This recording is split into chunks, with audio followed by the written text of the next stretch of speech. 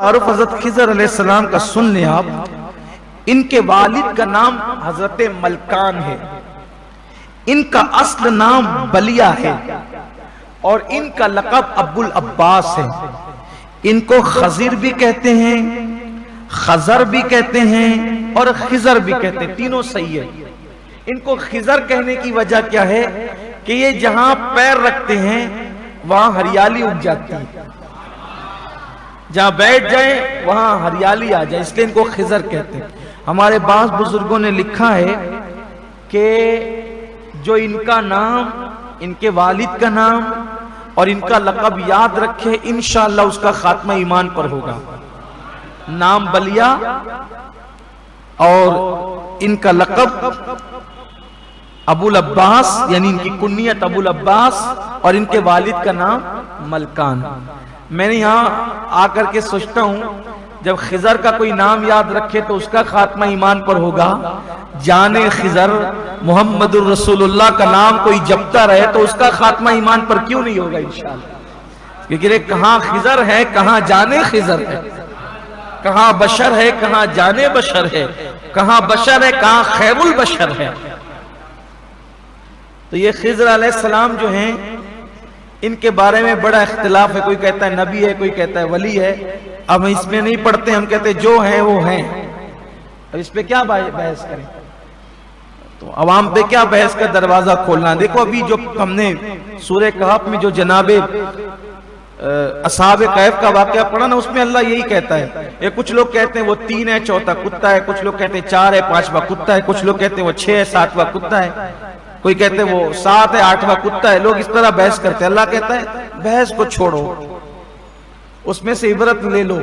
जो भी है उनकी तादाद लोग जन तखमीन और अपनी अपनी मर्जी से बोलते हैं, इसका इल्म अल्लाह के पास। कोई कहता है इतने साल सोए, उतने साल सोए, अल्लाह कहता है अल्लाह के पास इसका इल्म है। तो ज्यादा बहस में नहीं पढ़ने का, वाकयात से इबरत लेने का बस। हमें क्या पता और हमें इससे क्या करना। हम तो सब नबियों पर ईमान लाए। तहकीक का काम उलमा का काम है, अवाम का काम है इबरत ले। ज्यादा जब वो डीप में ना घुसे कि आप खुद ही जंबल में पड़ जाए, मसाइल में घिर जाए, ऐसा नहीं। अल्लाह ने इल्म दिया जिनको वो तहकीक करते हैं, बातें करते हैं। लेकिन ज्यादातर बुजुर्गान दीन यही कहते हैं, उनके बारे में जलालैन के अंदर ये बात मौजूद है। अक्सर उलमा का कौल यही है कि आप अल्लाह के वली हैं। ज्यादातर मैंने जलालैन से पढ़ दिया। अब आपका ज़ौक़ जिसको कबूल करे आप करें, लेकिन बहस का दरवाजा में नहीं खोलना, इसका ख्याल रखना। ये जिंदा है, अभी भी जिंदा है। खिजर अभी भी जिंदा है।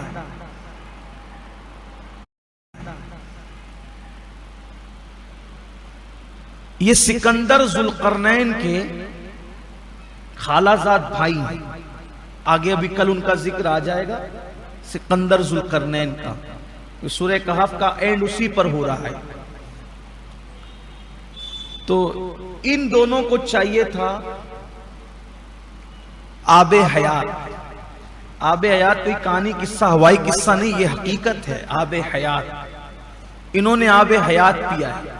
खिजर को मिल गया आबे हयात, दोनों ढूंढने निकले थे, लेकिन खिजर को मिल गया आबे हयात, इसलिए वो जिंदा है और इंशाअल्लाह क़यामत तक जिंदा रहेंगे। अभी भी ये जिंदा हैं और साल में एक मर्तबा ये हाजियों का जब हज का मौसम आता है तो मिना में ये वहां बकरों का और जानवरों का बिजनेस करने आते हैं। और उन हाजियों से ये साल भर का इतना कमा लेते हैं कि साल भर इनके लिए वो काफी हो जाता है। खिजर बड़े खूबसूरत हैं और उम्र ज्यादा है ना, तो फिर उसका असर भी है। लेकिन अक्सर ये दरियाओं के आसपास होते हैं, समुंदरों के आसपास। कई बुजुर्गों से और अल्लाह वालों से इनकी मुलाकात होती रहती है। अभी भी ये मिलते हैं, लोगों को मुलाकात करते हैं। मेरा एक दोस्त था, हज को जा रहा था, उसने मुझसे कहा आप दुआ कर दे कि मेरी मुलाकात खिजर से हो जाए। मैंने कहा छोटी मत करवाना, इतनी छोटी दुआ नहीं करवा। अगर मिलना ही है तो फिर जाने खिजर से मिलना। ये दुआ कर हुजूर से मुलाकात हो जाए, ये दुआ कर। भाई अपनी हैसियत देखते हैं तो मांगने की को डर लगता है, उनका कर्म देखते हैं तो फिर बहुत मांगने को जी चाहता है। मैंने कहा खिज़र अलैहिस्सलाम से क्यों मिलना चाहता है, जाने जहां से खिज़र को मिला है वहां जा, ये बात किया करो। एक आमिर साहब कहने लगे कि अगर सुलेमान अलैहिस्सलाम का नाम लो तो जिन भाग जाते। मैंने कहा उनकी जूतियां मेरे सरों पर, लेकिन जब जाने सुलेमान का दामन हाथों में तो फिर सुलेमान अलैहिस्सलाम का नाम क्यों।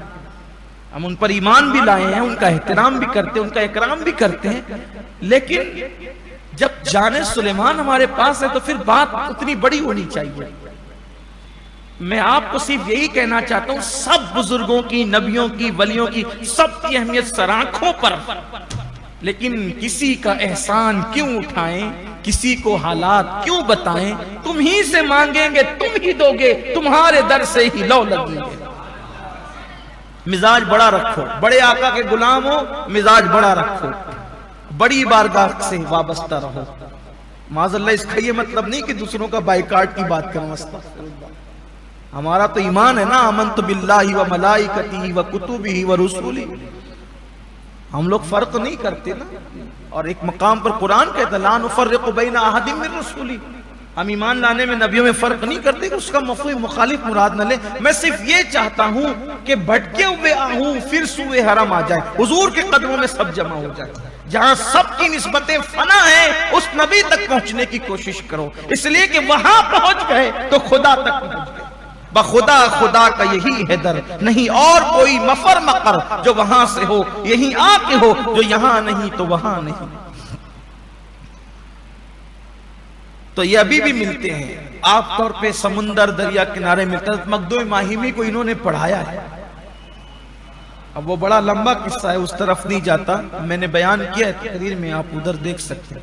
मखदूम माहिमी को पढ़ाया, बहुत से बुजुर्गों को पढ़ा, और हमारे मुर्शिदों में होते हैं सैयदना मखदूम अशरफ जहांगीर सिमनानी रदी अल्लाह ताला,